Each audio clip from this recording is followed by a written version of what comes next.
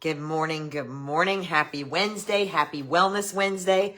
I hope you're having a fabulous morning already. I'm excited because we've been getting a lot more rain in the evening. And while the timing might not be great for everybody, and it does make things a little steamy in the morning, we were so dry for so long that I'm super excited to see that kind of starting to dissipate.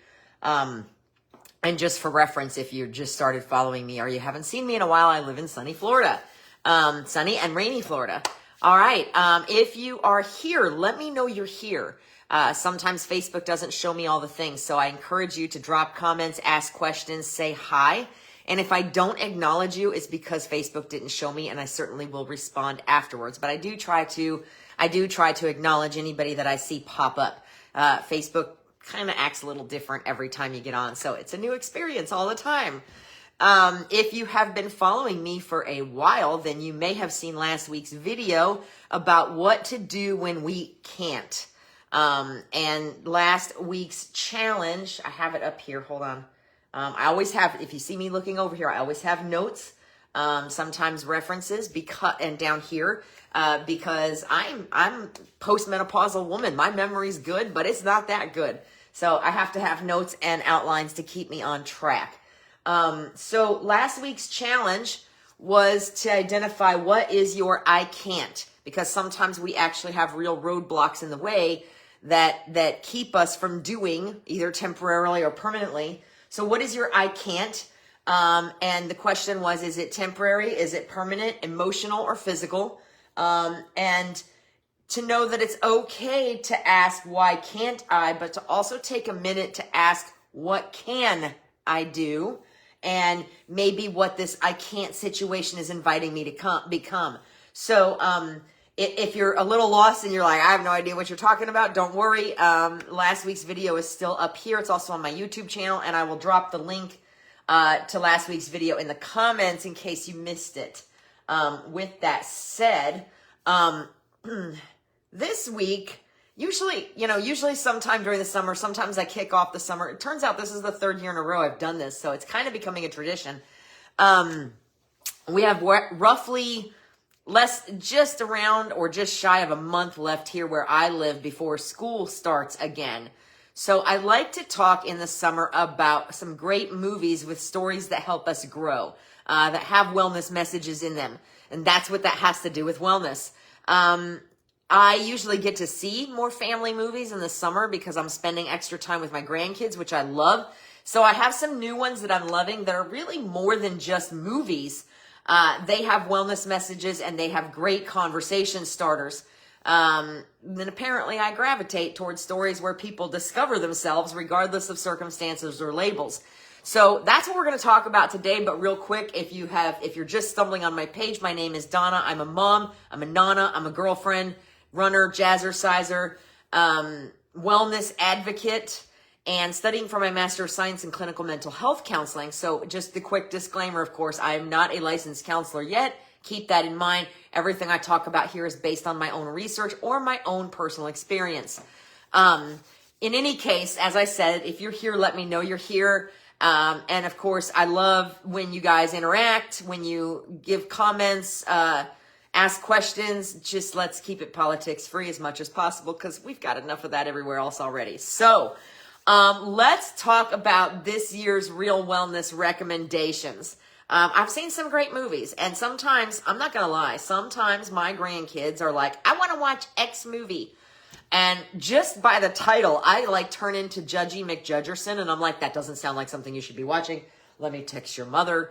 And to be clear, there are several different types of grandparents. Some grandparents are when the kids are at my house, my rules, they get to do what I let them do. Whereas I am the kind of grandparent that tends to be more of an extension of the parents, maybe a little bit more screen time, but for the most part, I just kind of try to keep the consistency that the parents set. So, but we do always take movie time when the grandkids are here. And, sometimes, like I said, I see these movies and I'm like, you want to watch what? What is that about? And then I have to check with mom and be like, do you know about this movie? And she'll be like, yeah, they've already seen it, or no, they watched it at Boys and Girls Club, or whatever the case may be. So I always try to check to make sure I'm not exposing them to, or letting them watch something and they pretty much know. They pretty much know that I'm going to question it. So they're usually prepared with an explanation of where they saw it, how they heard about it, etc. Because they know I'm going to ask. In any case, so my favorites for this summer, the ones that I've gotten to see that I probably would, and just for the record, I probably wouldn't have otherwise watched these, not because I have anything against animated movies. I love animated movies. I will sit and watch one with no problem at all. But there are some of us, and even me, I often won't sit down and watch them unless my grandkids are here, unless I see a trailer that looks really good. And a lot of us are like that. So let me just give you this disclaimer too before we get started. If you don't have grandkids at home or young children at home, and you love a good animated film, and you just don't watch it because you think somebody's going to judge you, I am not judging you, and I am telling you, some of these animated films that are geared at kids have the best messages ever, and they're totally worth the watch, and you can tell me about it, and I'm not going to tell on you, because I do think a good animated film is great, and I have a few favorites of my own that I like to watch on a regular basis. So this year, I'm going to talk about 4 movies, mainly talk about 4 movies. 3 of them are animated. Again, a lot of times your family films, or the films that get the kids' attentions are animated. And don't forget that animation started out for adults, which means usually when they make family films like this, they try to make sure that they're using humor that caters to adults as well as kids. So we're going to start with the GOAT. Now, I'm going to be honest with you. I didn't really understand or ever know or ever look into what the GOAT meant, what it stood for. It actually stands for something. I've heard celebrities in the sports industry called the GOAT. Didn't really ever bother to try to understand what that meant. I understood it meant they were something special, but didn't really understand what it meant. So for those of you that are like me that have never really investigated, GOAT means greatest of all time. It's actually an acronym. And this movie was called The GOAT. It's rated PG for some rude humor and brief mild language. And it's currently available on Netflix. Now, they keep talking about Spider-Verse things when you look at reviews. Some of the movies are going towards more, especially the kids, the ones that are geared at kids, animated stuff, is geared more and more at a comic book type style. I don't really claim to understand it. When I sit down and watch a movie, I watch it either because the cast is outstanding, or because the trailer looked really good, or because my grandkids are like, we really need to watch this, and I've gotten permission from mom. So the GOAT, however, was fantastic. It basically boils down to the lead character is a small goat. I don't know if he's pygmy or not. He's just a small goat, and his name is Will, and he wants to play something called Roarball, which is the local big sport. But Roarball is a sport that's dominated by much larger and faster animals like gorillas and panthers and tigers, oh my, and, bears and elephants. And he's just a little goat. So needless to say, most people don't think that that's even ever going to be an option for him, that Roarball is never, that his dreams are stupid because he's just not equipped to play.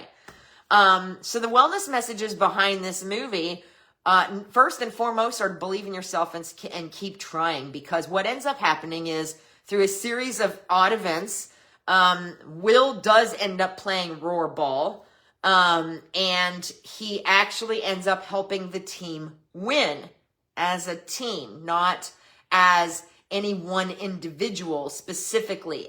But when they start acting like a real team instead of every man for themselves, they actually end up winning. And that's huge. That in of itself is a huge message to me. And it's something that kids need to learn, something that a few adults could stand to learn too, right? So that is one of the number one messages that I got out of the GOAT, is that we need to believe in ourselves and keep trying, and that teamwork, when we work together instead of, like I said, every man for ourselves, we actually accomplish a lot more. And especially in team sports, in families, in groups of friends, and then as we get older, of course, in colleagues, in cohorts like I have in school, it becomes increasingly important that we be able to work together as a team. And I think this is a huge lesson that comes out of the GOAT. Another huge lesson is that the limitations we place on ourselves are bigger than the ones that often actually exist. So, the exterior, what's the word I was using? Limitations. The exterior limitations that everybody else was placing on Will was that he was too small, and that he was, I think there were some alluding to the fact that he was too poor, even, in some ways, so there were some underlying things going on there too. But that most of the limitations, he believed and his mom believed. His mom never stopped believing in his abilities to do whatever he said he was going to do, which leads me in a couple of places. Because mom's belief is what built his confidence and his foundation of belief. And that's really super important. And we'll go back to that in a minute. But the limitations that he was experiencing were mostly limitations that were being placed on him from the outside, and he didn't internalize those. And we have a tendency to do that. We all have a tendency to do that. I've been living my whole life internalizing limitations that I perceived other people were placing on me. And that's part of what led me to start Wellness Wednesday. So a lot of times the limitations that we perceive are there, the things we fear, the things that are the reasons we think we can't do something, are external things. They're not internal things, or they're external things that we have twisted around and turned into our beliefs. It's kind of like the stories we tell ourselves, which I've talked about before too. So at the end of this movie, you find out that it is not size and it is not talent that matters. It is character, it is heart, and it is integrity. And I can't think of any parent that doesn't want their kids to get a message like that. Or any adult that couldn't use a message like that on their own. And then another message I picked up here is the one particular star of the team, who is actually voiced by Gabrielle Union. And I knew the voice sounded familiar, but when I looked it up, I was surprised. I was like, wow, I haven't seen her in anything in a hot minute. In any case, she was the star of the show, and she was very much arrogant and self-reliant, and very much every man for themselves. And she learned also that it's okay to ask for help. It's okay to ask for help, and that even the most successful people or beings, in this case animals, they struggle. They struggle with insecurities, and sometimes have to be reminded that relying on others is not weakness. And I think these are huge messages. And so the question that I would ask you when you're thinking about this movie and what I just described is, how many times have we talked ourselves out of a dream because of someone else's doubt that we've internalized? These are the kinds of questions that came out of these movies for me, and also might be good, maybe not in that exact form, but might be good conversation starters for grandkids, nephews, nieces, kids, whatever the case may be, when you're sitting down watching a movie, whether it's animated or real or live action or whatever the case may be. All right, so my second pick is Swapped. This is also from 2026. Also rated PG. It's currently available on Netflix. And it's basically your standard body swap movie. What am I thinking of? Freaky Friday. There's been so many movies of that nature done in the past, but this one's a lot cuter because it's got this little tiny rodent named Ollie, that's called a puku, and a bird named Ivy. And after showing curiosity as children and helping each other, what happens is they learn from their parents and from their surroundings not to like each other. See where this is going? And not to trust each other. And then all of a sudden, one of them or both of them falls on a magic pod or into a magic pod. You have to see the movie for context. And they end up accidentally swapping bodies. So they have to get to know each other, so to speak, and themselves from this completely different perspective. Now, we've all seen a movie like this. And a lot of times, for the most part, the message is the same. But most of the movies we see like this are things like Freaky Friday. And I think a movie called Big with Tom Hanks that I don't think I've actually ever seen all the way to the end. I know Gen Xers everywhere are just rolling their eyes at me right now. I didn't watch a lot of movies as a kid. I was outside all the time. But in any case, basically it's the same message, but it's much cuter and it's much more likely to get into a child's brain.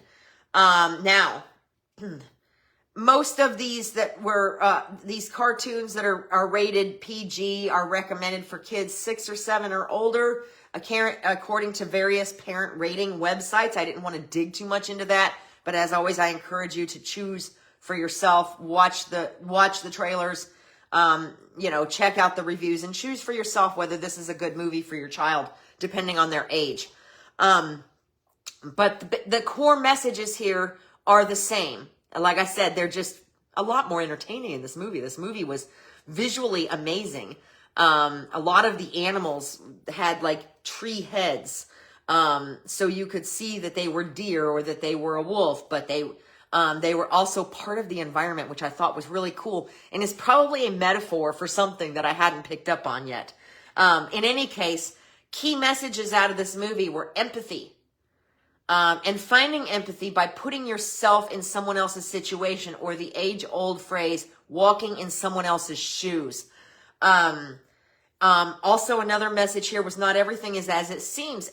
And that was to me was big, because it turned out there was this really friendly, helpful guy, character in the movie that they even had to become one of them for a little bit, to achieve their goal of getting back to themselves.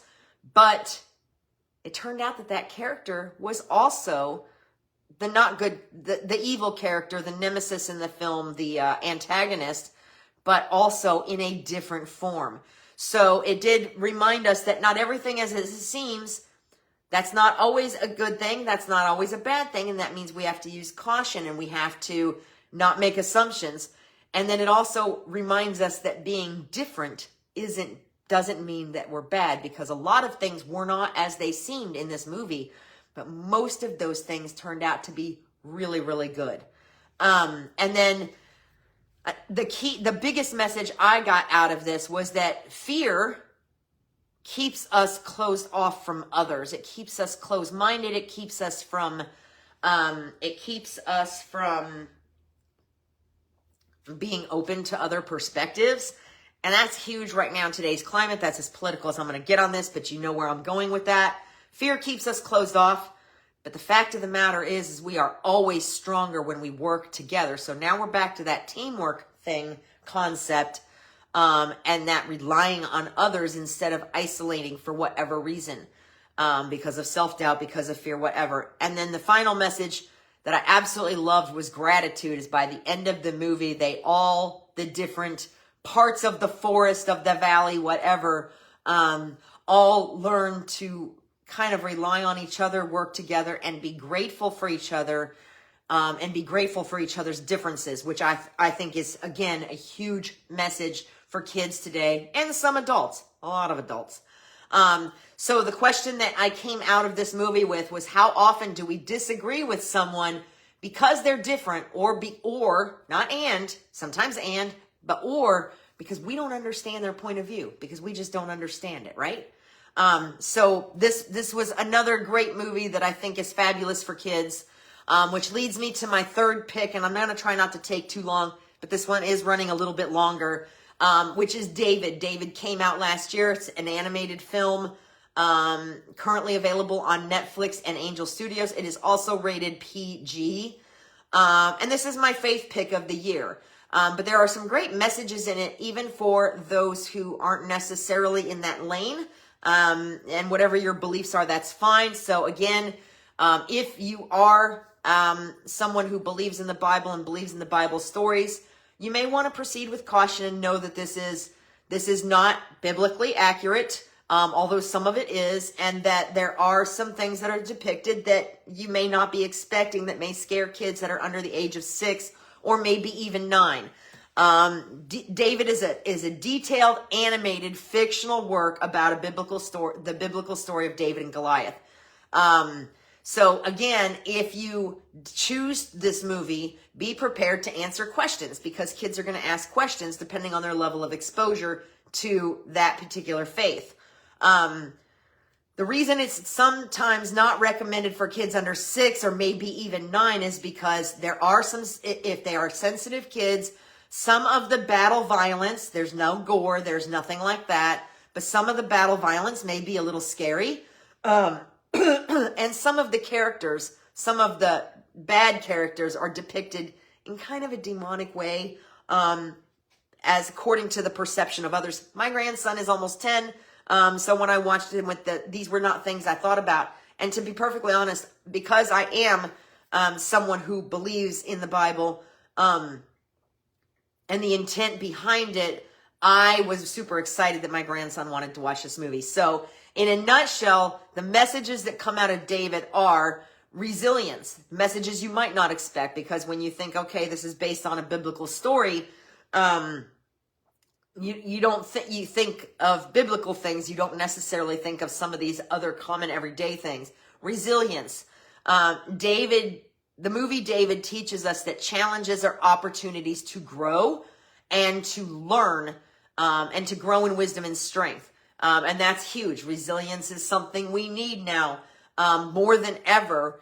Our kids, and again, some adults, need to know or be reminded that we must be adaptable and we must be willing to grow, and that if we face a challenge, that doesn't mean we have to sit down and wait for it to figure itself out, or that we have to stop moving down that path. We talked about this a little last week, just because a tree fell on it, that we can find other ways around it.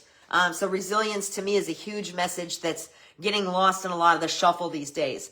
Another thing that David teaches us is character and courage matter more than size or circumstance. So there's that same message coming back from the goat, that pushes that who we are inside and what we are inside and how we conduct ourselves is more important than what we look like, what somebody else says about us, what label has been attached to us, etc.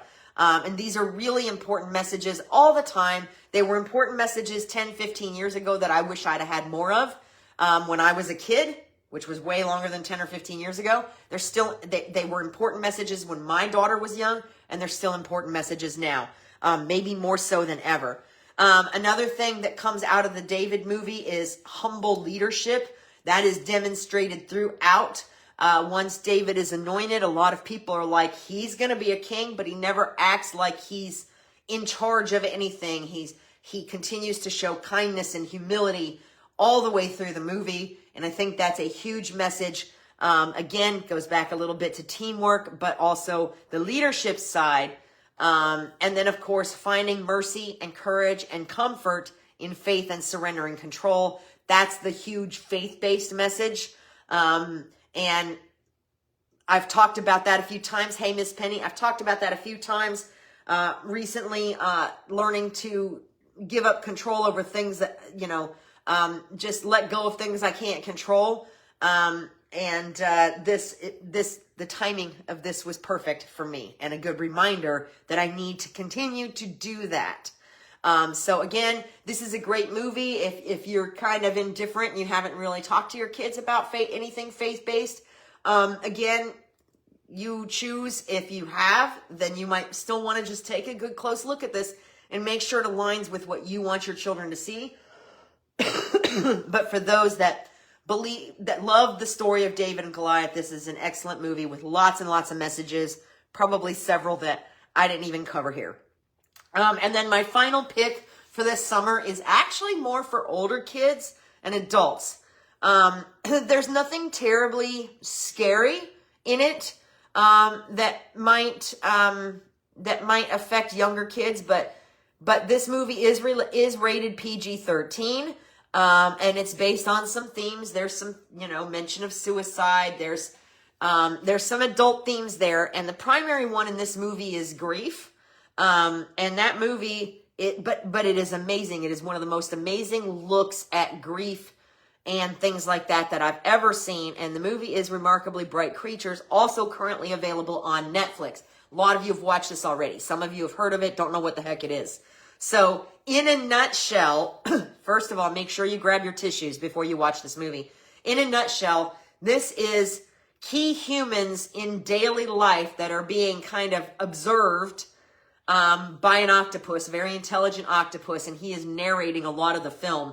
It is not necessarily an all-star cast, but a lot of really good key players, starting with Sally Field, who is the main character in this movie. Haven't seen her in anything in a hot minute either. And as always, she just really brings it to the screen. She's amazing. She's perfect in the role. Couple other well-known actors in the movie. I'm not going to do any spoiler alerts. The primary takeaways from this movie, and again, this is more of an adult family movie. It is rated PG-13. I don't know. My daughter originally watched this and told me about it, so I don't know if she watched it with the kids or not, or if this was something that she and just her and my son-in-law watched. But it is an amazing movie. Definitely worth the watch, whether you're, young at heart, whatever. And the key messages that came out of this were that it's okay to honor your grief while still moving forward. I think that was huge. The main character is somebody who is grieving. That's all I'm going to say. And she learns that it is okay to live and still find joy. However, one of the other huge things that came out of this for me was that while she was trying to figure out how to live and find joy, she was finding solace and purpose in ordinary daily activities. And I think this is an important message. I recently, in another Summer Kids Wellness Wednesday, related Wellness Wednesday, I talked about finding life in boredom. It's okay to be bored because then we become creative and we become planners and we use our brains differently. And so when the kids are screaming that they're bored, sometimes the simple answer is get over it, go find something to do and not to provide a solution necessarily. So there is purpose in the ordinary.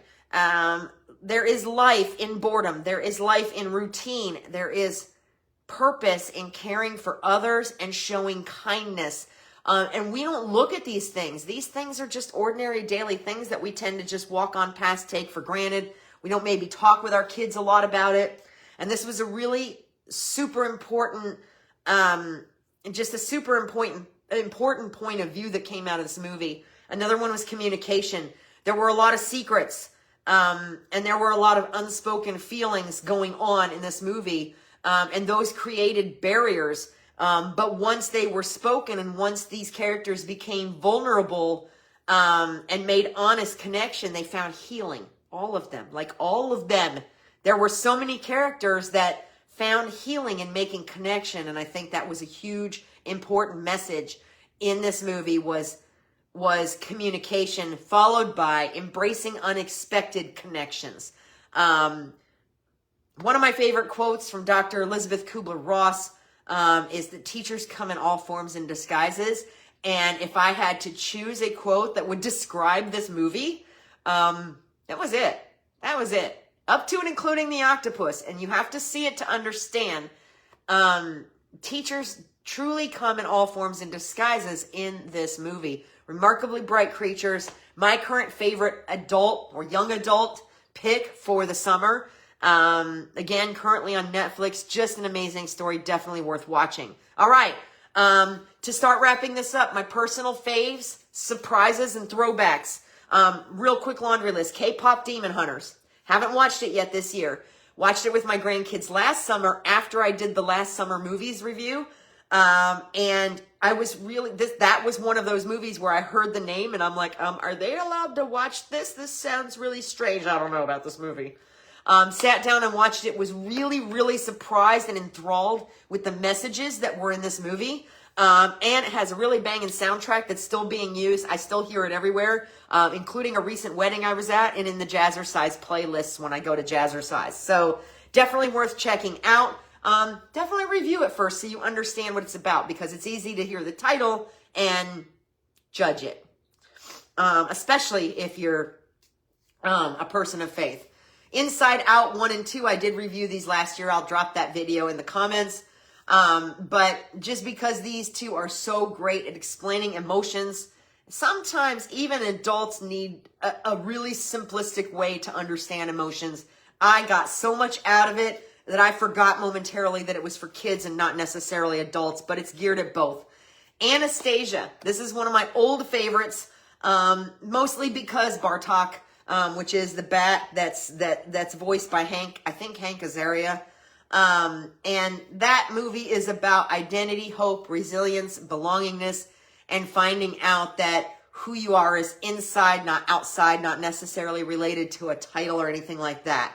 The Goonies, always a favorite, one of my favorite movies of all time, because kids that age, currently, they don't get enough face-to-face friendship and outside adventure, and it just doesn't get much more feel-good, all-around adventure movie than The Goonies. But again, keep in mind, there's a little bit of language, there's some themes, might want to, my grandkids have seen it, but, judge for yourself, as always, whether you think it's appropriate for your kids. And then my personal favorite throwback, which I just watched recently with my boyfriend because it is what I call my personal attitude adjustment movie. Good morning, Miss Carla. Is Bruce Almighty. Bruce Almighty with Jim Carrey, always worth the watch. Again, faith-based, but great messages of gratitude, empathy, purpose, perspective, and the impact of ripple effects. Huge there. This was also, from a faith perspective, this was also one of the first times that I understood the importance and the need for praying for others who hurt us. So even when these movies have a faith type message and don't necessarily, not everybody from that world, from religious perspectives agrees with its accuracy or whatever, sometimes if they teach lesson, it doesn't really matter whether they're perfectly accurate or not. But it's a great movie. It's funny. I always love me some Jim Carrey. And whenever I feel like I need a little bit of an attitude adjustment, this is my go-to movie. Again, probably more for adults than kids or for older kids. So my challenge to you for this week's episode is, instead of just watching a movie, talk about it afterwards. Pick a movie to watch, whether it's just you, whether it's you and a loved one, whether it's you and grandkids, nieces, nephews. Pick one of these movies or another one that has a great message, and talk about it after. Don't let it end. Don't let the message of the movie end when the credits roll. Ask questions like, what did you learn? What character did you relate to the most? What would you have done in that situation, whatever the situation is? What surprised you? Or did it remind you of anyone you know? Because I'm always able to have extended conversations with my grandkids,